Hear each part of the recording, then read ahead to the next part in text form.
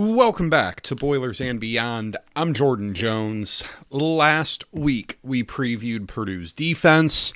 This time, we look to the other side of the ball, diving into the offense. Josh Henson returns as the offensive coordinator. Ryan Browne returns at quarterback, and they together will look to take the proverbial year two leap. Can they do it?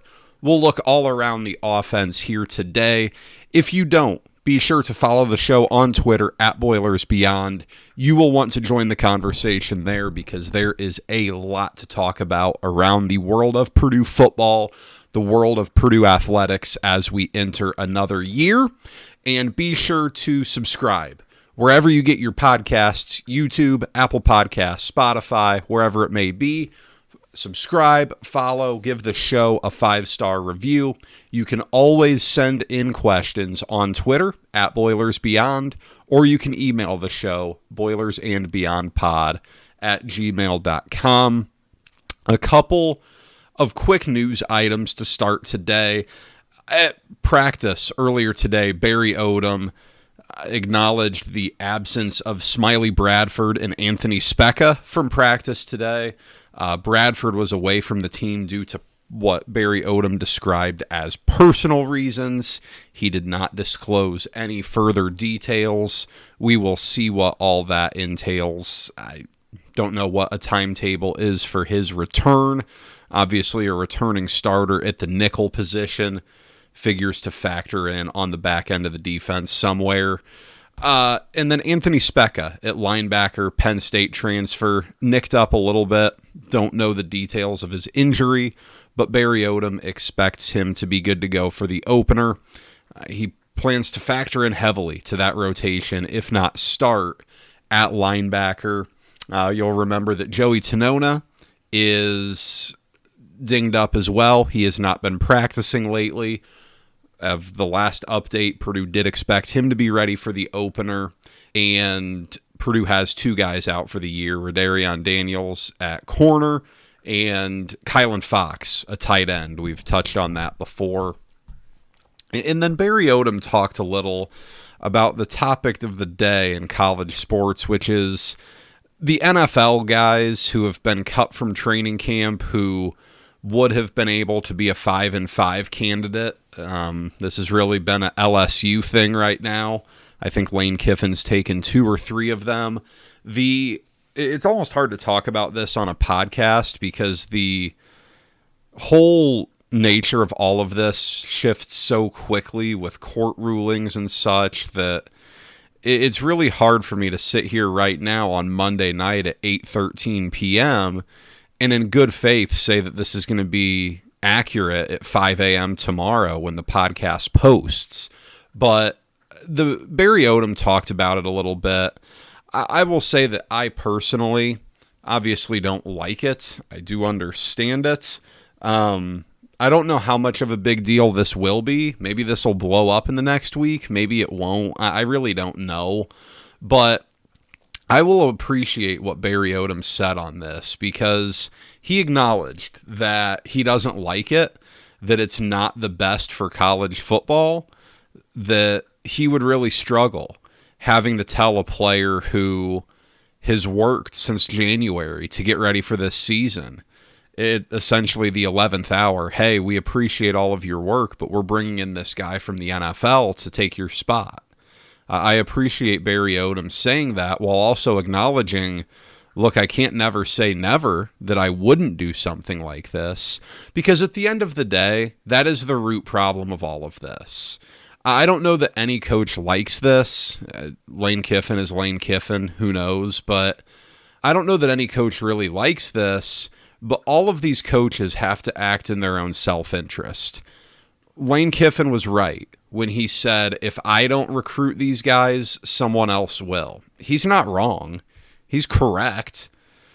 The SEC presidents have said they don't want to do this, but the only way to prevent this right now is if coaches were to act in the better interest of the sport rather than their own best interests, and that's not what happens when you have coaches who are paid as much as they are, who deal with the thin ice of job security that they do. It is their job to win as many games as possible. If they do not win enough games, they'll be replaced. So anything they can do to win enough games, they will do. I applaud Barry Odom for not taking a moral high ground that maybe one day he would have to walk back. I give him credit there. We'll see what happens. Obviously, this all changes a lot.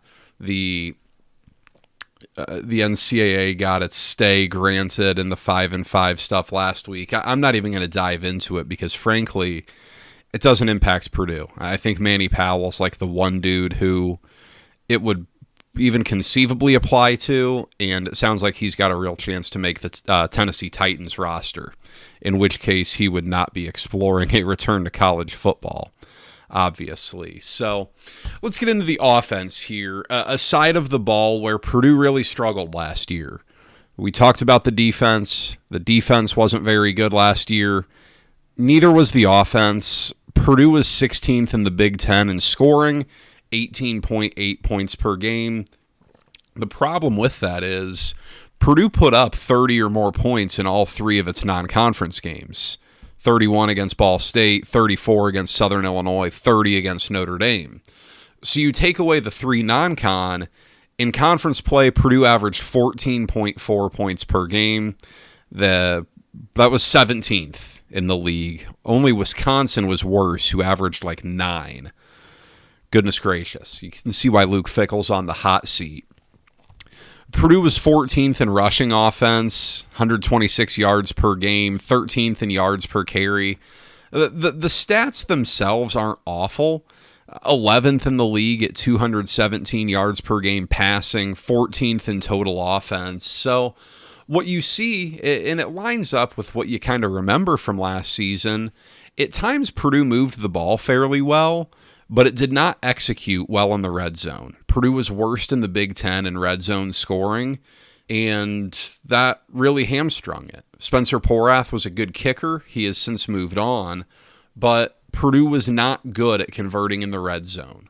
Purdue did not get the tough yards particularly well. Purdue was not exceptionally dynamic through the air with an abundance of big bodies to throw passes up to. It was a very limited offense last year. And while Purdue did some really good things to generate movement of the football, it often stalled out all too much before it could tack points on the board or before you could turn 3 into 7. It starts at the quarterback position, which is always where the offense conversation starts, but even more so with this Purdue team because Purdue is betting on Ryan Browne. And that is the decision that has caused by far the most conversation among Purdue's fan base. What's real and what's not? I think sometimes this, the decision-making of who to keep and who to move on from in a roster perspective is a new one, right? It's still a new one that we're still kind of figuring out. It's real that Ryan Browne was not great last year. He was just shy of completing 59% of his passes. He threw for 2,100 some yards, 9 touchdowns to 10 interceptions. Now, the important context is that his season changed dramatically when he got injured against Northwestern. I believe it was a non-throwing shoulder, but still enough to ding him up a little bit. The big-time Boiler, who listens to the podcast, he had sent me the splits. In the first 6 games, Browne threw for over 1,500 yards, 7 touchdowns to 7 picks, ran for 4 touchdowns, throwing for over 250 a game. He was playing pretty well. Then he gets hurt at Northwestern. Over the last 6 games, he only throws for 600 yards. Malachi Singleton was splitting snaps with him a little bit. The context is important that the competition got stiffer at that point in the calendar as well. Purdue saw Michigan, who went 9-3. Purdue saw Ohio State and Indiana. Both played for the Big Ten title. The competition shifted, but Ryan Browne wasn't as good either. He didn't look as comfortable back there. Purdue is banking on a year 1 to year 2 jump. To me, it is both reasonable and risky. There is no perfect answer here on paper, because it was made abundantly clear last year in December and January that if a program wanted to go out and get a surefire starting quarterback from the transfer portal, it was going to be expensive. The guys over at On3, Pete Nakos and them, have done some very good reporting on this. You're $3 million, $4 million plus for some of the top portal quarterbacks. And most of the programs who were spending that are teams that are in the hunt in their conferences or in the national landscape. I don't know that Purdue was going to be able to go out and get a guy like that, even if it had that type of money available. But we've never really been given the inclination that Purdue swims in that stream, so to speak. I don't know that that's feasible. By no means is Ryan Browne playing for free. Purdue's paying him. He's getting paid well. But it's not what some of those top guys are getting paid. So, to a certain degree, Purdue made the decision to invest in its roster elsewhere around Ryan Browne. I'm not saying it's a cost-saving measure, but to a certain degree, the move allowed Purdue to free up funds to improve its roster around him. And from everything we've seen, from oral reports and from what I've seen in the couple practices I've been to, I think that's fair. I think Purdue's roster is better than it was last season, and I think you give Ryan Browne more to work with than what he had last year. But Purdue needs better quarterback play. There's no question about it. When Purdue has had success, it's a strong quarterback performance leading the way. You think about everything in recent memory, from the Brom years to the Tiller years to going back to Jim Everett and Mark Herman. Before that, Len Dawson, Bob Greasy. It's not something that is the only way to win, but boy, at Purdue it kind of has been. And you've never seen Purdue be able to do the bully ball type of deal that Iowa and Wisconsin have done. And with what this roster looks like on paper, I don't think that's happening either. So Purdue needs better at quarterback. Purdue needs Ryan Browne to be at least in that middle of the pack of Big Ten quarterbacks, if not better than that. We'll see. If he goes down, the question is very real behind him. You'll remember Malachi Singleton. He played a decent amount. He transferred out to Appalachian State, where I think he's the starter. The backup competition is Evans Chuba versus Bennett Meredith. And by everything I've been able to gather, it's this simple. Evans Chuba is the higher ceiling guy. He has a better arm. He's more dynamic. But the decision-making is a question. Can you trust him with the football in his hands to not make back-breaking mistakes? On the flip side, Bennett Meredith, much lower ceiling, but he is a safer option. You can probably trust him more with the ball in his hands. It probably comes down to something like this. Are you in a situation where if Ryan Browne were to go down, you're up on Minnesota 28-21, headed to the fourth quarter? Maybe you go with Meredith then, when you're just trying to hold on and do just enough. Or if you're going to be without him for an extended absence, then maybe you go with Evans Chuba. Get him some game experience. I don't know. I don't know that there's a real right answer here, but that's what Purdue's looking at. It's a tough era if your quarterback goes down. Not many teams have Trinidad Chambliss on their roster to be able to plug in there the way Ole Miss did last year. Corin Berry is a true freshman on the roster as well. He was the first recruit that this staff brought in at quarterback. Don't expect him to factor in, but I guess you never know. What does Ryan Browne have to work with, though? Because last season, Purdue struggled mightily with drops at the wide receiver position, and it did not exactly have an abundance of explosive dudes on the outside. The top three pass catchers are gone. Michael Jackson III, Nitro Tuggle, E.J. Horton Jr. Jackson and Horton graduated. Nitro Tuggle is down at South Carolina, his third school in as many years. But again, it wasn't a very good receiver room last year. Purdue might have upgraded here. It very well could have, especially when you consider what it gets back. Nylon Morissette was out all of last year with an injury. He's healthy now, projects to be a key contributor in that wide receiver room. You saw him a little bit back in 2024. Of course, the moment he gets remembered for was the unfortunate catch out of bounds against Penn State. Now he is being turned to as one of the top dogs in the receiver room. We've talked about this on the pod. It's always revealing to me when a coach brings someone unexpected to media days. And Nylon Morissette was not on my radar as a player that Purdue would be taking to media days with it. But I'm going to go out on a limb and guess that that was a piece of foreshadowing of him playing a big role. Purdue brought in transfer pieces that are going to play a role. Xavier Townsend was a rotational piece at Iowa State. Looks like he's going to play quite a bit for Purdue. Was at UCF for 3 years, then a year at Iowa State. Been a rotational guy for most of his career. 5'11", a little bit smaller, but he looks ready to be a big piece. BC Owens has been dealing with some injuries in camp, dinged up a little bit, but he's big. 6'4", target on the outside. All Ivy League guy from Penn. He was not at Purdue for spring practice. He was finishing up his school at Penn. It's a big jump, admittedly. It's a very big jump from Ivy League football to the Big Ten, but he has that big frame, tall, long.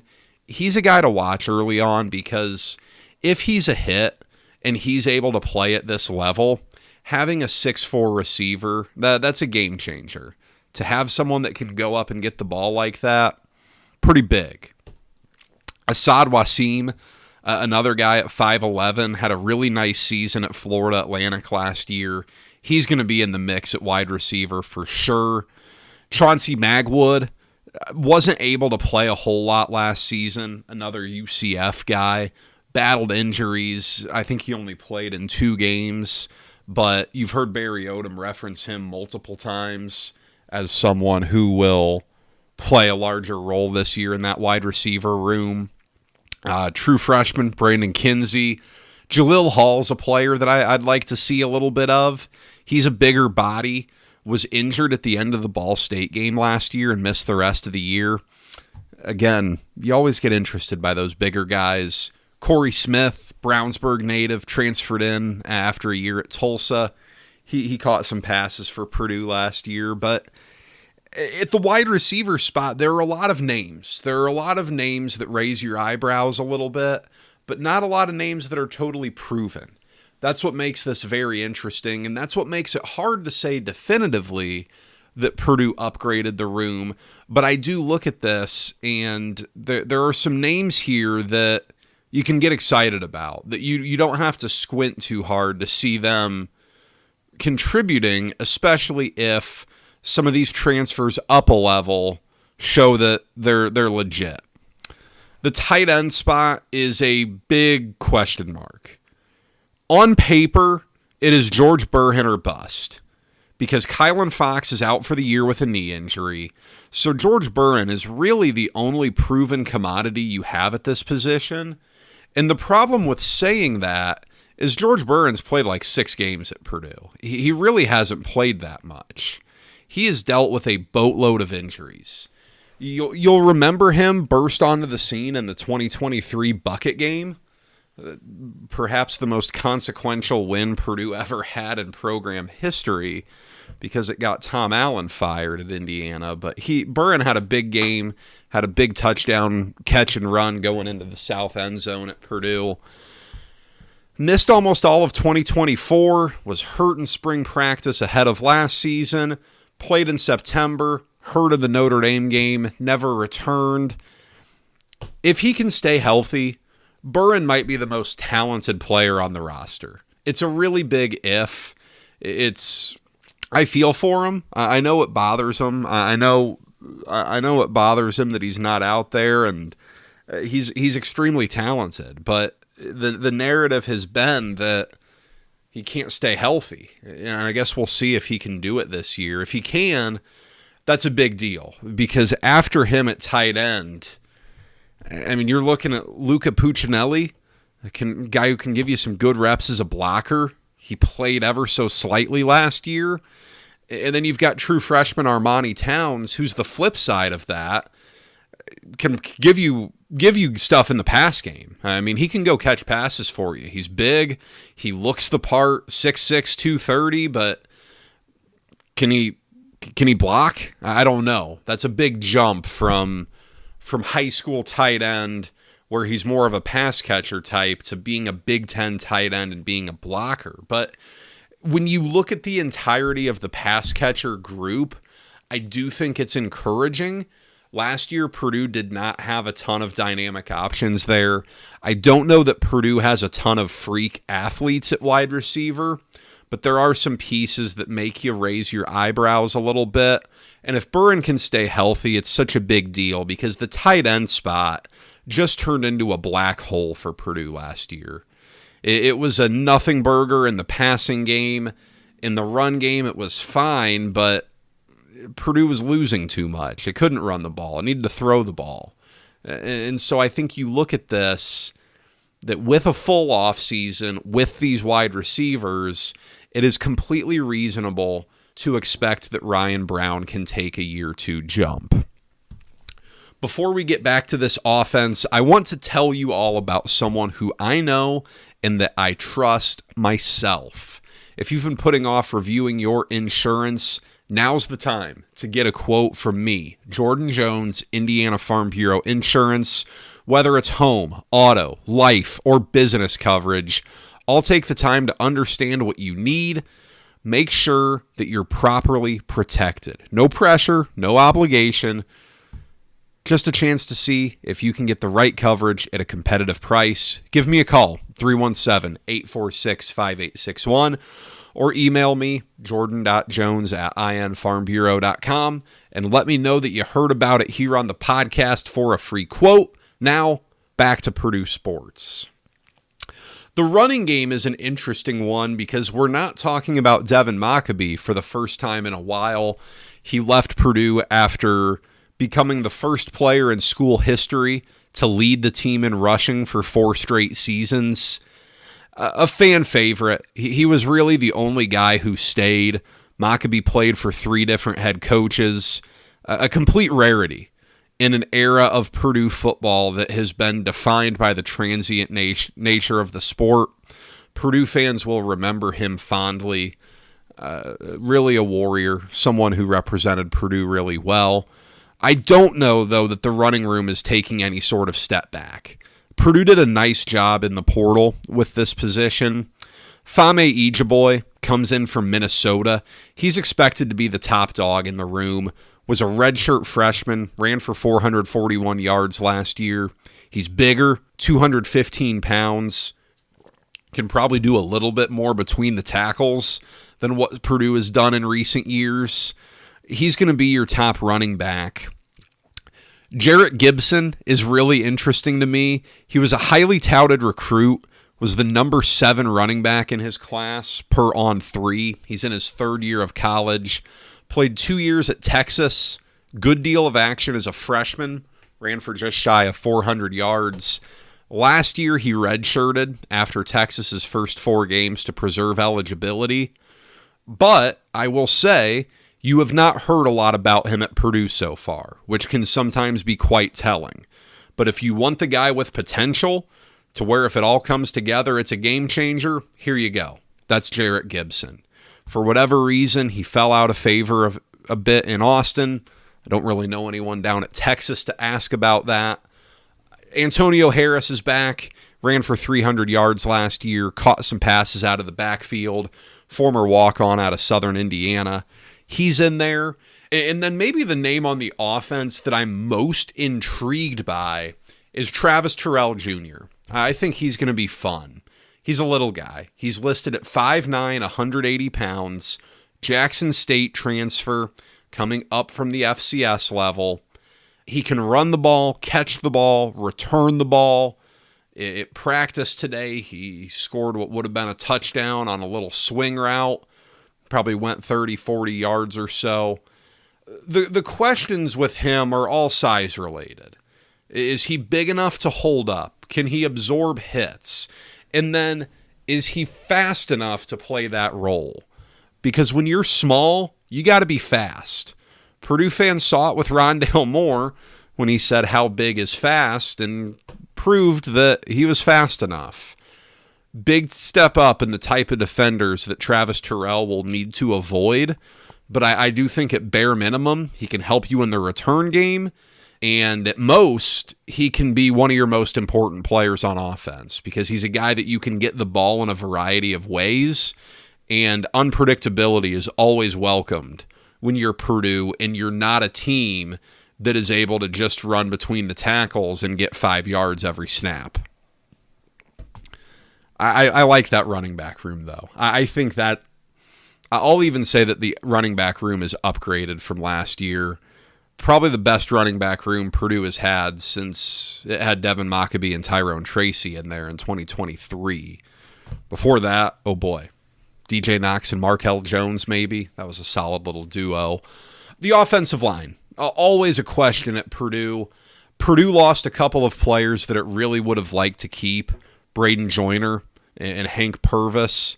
Those two moved on. I know Joyner's at Florida State, right? Hank Purvis at South Carolina, I believe. Joey Tenona returns to anchor the line at left tackle. We've already discussed the ankle sprain early in fall camp. He is expected to be good to go for the season opener. That is an area to be keeping an extra eye on if you're a Purdue fan because Purdue needs him. Plain and simple. Purdue needs Joey Tenona to be good to go on that offensive line. A lot of questions elsewhere. A lot of buzz around Brock Brownfield, true freshman from New Palestine High School in Indiana, one of the better high school programs in the state. He could become the first true freshman to start on the offensive line since Gus Hartwig, I believe, back in 2020. You're hearing a lot about Brownfield at left guard. That would be pretty big development. You know, you don't see a lot of true freshmen starting on the offensive line. Reflects very well on him. Boaz Stanley, South Carolina transfer, married with a kid. He's an adult there playing center for Purdue. Micah Banulos, I think I'm saying that right. He's a USC transfer. Figures to factor in. Maybe Nuku Mafi, Oklahoma State guy as well. Rico Schreiber, true freshman out of the Chicago Catholic League with some nice early returns. And then Jude McCoskey saw some time as like a sixth offensive lineman last season. I know he's in the mix at right tackle for Purdue as well. Marquise Easley, another name to know. Big-time recruit. Didn't really play much last year. Last year was his second year of college football. Had a year at Georgia. Came to Purdue. He is suspended for the first half of the Indiana State game because he was ejected for targeting in the second half of the Indiana game last year. At least I believe that rule is still in place. I know the targeting rules have been tweaked a little bit. But, you know, Purdue has struggled to put together a strong offensive line in recent memory. I don't know that it's some Joe Moore Award contender by any means. It's far from that. But the group has to be good enough. Can you run the ball somewhat effectively? Can you give Ryan Browne enough time to make a play? It's a big deal. It's a big deal. You know, Ryan Browne can only do so much. If you're expecting him to, you know, beat Trinidad Chambliss in the playoff last year and running around and making all these crazy throws, you're expecting too much. That's not fair to put on him. You've got to give him some time. Yes, he can do stuff with his legs. That's always a double-edged sword because you really can't afford for him to be hurt. But can you protect him? Can you pave the way for the ground game? The offensive line's a big question. And as you look at this entire offense, it's still a question. I maintain, I like some of the stuff that Josh Henson tried to do with Purdue's offense last year, but after a while, it just was no longer effective. Purdue had the tough dynamic last year, especially as I look at it in hindsight, where a lot of its tougher games were down the stretch. You look at November, Purdue played Michigan, Purdue went to Washington. Purdue played Indiana. Is there someone else in there? I don't remember. But those 3 games you weren't going to win. Those were some of the better teams in the Big Ten. Purdue played Notre Dame early, and it got Notre Dame before it really settled in with a new defensive coordinator. But after Ryan Browne got dinged up, you had Ohio State in late October as well. That might have been November even. That was brutal. That's a brutal way to close. So your most recent memories are Purdue struggling on offense with a dinged up quarterback, and after I assume Josh Henson had thrown everything he could possibly throw out onto the field. You'll remember Purdue running trick plays early in the season. At Notre Dame, it had a couple. The fake punt, a Devin Mockabee pass to Ryan Browne for a touchdown. Purdue had Michael Jackson throw one that bounced to Ryan Browne and turned into a touchdown against USC. I mean, Purdue threw everything it had out there early on. I thought Purdue did some good things. I thought Purdue called an offense that made sense for what it had, but it just didn't have enough. How big of a jump Ryan Browne can take is the question, but some things are as simple as this. If Purdue doesn't have solid quarterback play, even teetering on good quarterback play, it has very rarely seen success in its program's history. It's just a matter of fact, and while it could be unfair to put that much on Ryan Browne this year, it's kind of the reality of it. You don't really get a ton of time to ease in. Indiana State week 1, great, but then week 2, you got Wake Forest coming to town where its defense is the strength of the team. The defense is certainly stronger than the offense, and then you're off to the races, so to speak. So we'll see. We'll see what this looks like. I had a couple of questions here I wanted to close out with. Wesley, longtime listener, great to hear from him. Always good sending in Purdue football stuff. Any chance you think this year's team can create some balance by being effective in the run game, particularly critical short yardage situations? He says this has been something that has plagued Purdue for years. You are correct. That has been a big problem for Purdue for a long time now. Look, it's a two-pronged deal, right? You have to have both. You have to have running backs that are capable of fighting for some yardage, falling forward, all of those, buzzwords about it. But you have to have an offensive line that can get a good push, too. When you look at what Purdue has had in recent years, I always have felt that Purdue's offensive lines under Jeff Brom, especially towards the end, were more suited for pass protection than run blocking, because largely they were pretty good in pass pro, but they were never a great run blocking offensive line, and those are two very different skill sets. You'll see a lot. I'm reading Pick Six previews right now, and it's fascinating to see Brett talk about some offensive lines where they're really good in pass pro, but terrible in run blocking. And they're very different.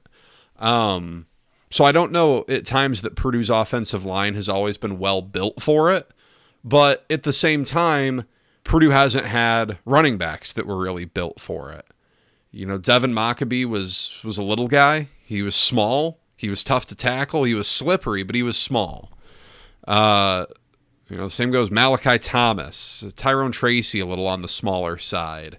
Xander Horvath wasn't particularly quick. Neither was King Doru. I mean, we're going back into some names here. You can go back even further. To answer your question, Wesley, I don't know. It's a question until proven otherwise, though. It really is. I think this is where Ryan Browne using his legs can be effective.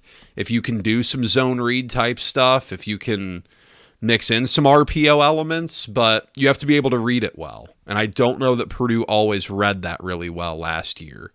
I don't know that you're going to see Purdue line up under center with a tight end or two.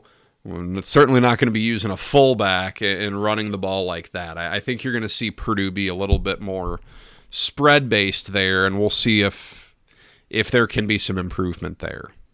And then I had a question that was just kind of a series of questions. How was Ryan Browne deemed redeemable? They found no reason to go after a replacement. Wide receiver depth was atrocious. I mean, I'm not going to blame anyone for being negative here. I feel like I've explained this. Look, it's fair. I mean, it is fair to have these questions about Purdue, but at the same time, the hard part of college sports right now is that you don't really know what goes on behind the scenes. And while that's even the case in pro sports and free agency and stuff, you got no clue. We don't know what Purdue looked into, but we know that Purdue's running it back with Ryan Browne. I certainly think he's deemed redeemable. That's overly critical, I think. But Purdue needs a big jump. Purdue needs a big jump from the offense, and ultimately we'll see if it can do it. Because if you're scoring 14 a game in conference play, you're not going to stand a chance. You're not going to win games, and Purdue's got to win games this year. It comes down to that. But guys, we've made it. This was the last episode of the preview portion of the so-called off season. It's been a run since the last episode of basketball season, the morning after the Elite Eight loss. Look, next week I will have a podcast out early in the week. We'll do two things. We'll make some predictions, talk about some season expectations, and then, of course, we'll preview Indiana State. Anything you want me to talk about, season predictions you want me to make, if you want me to spit out some hot takes on things, let me know. Send questions. Twitter, @BoilersBeyond. Email, boilersandbeyondpod@gmail.com. And be sure that you're subscribed wherever you get your podcasts, YouTube, Spotify, Apple Pods. You don't want to miss an episode this season. We'll be here after every game. The morning after, I'll do an instant reaction podcast, and then we will do a midweek podcast where I kind of take a look back, see what Barry Odom has said since then, and preview the next opponent. So be sure you're subscribed so that you don't miss any of it. Until next week, guys, take care and enjoy week 0.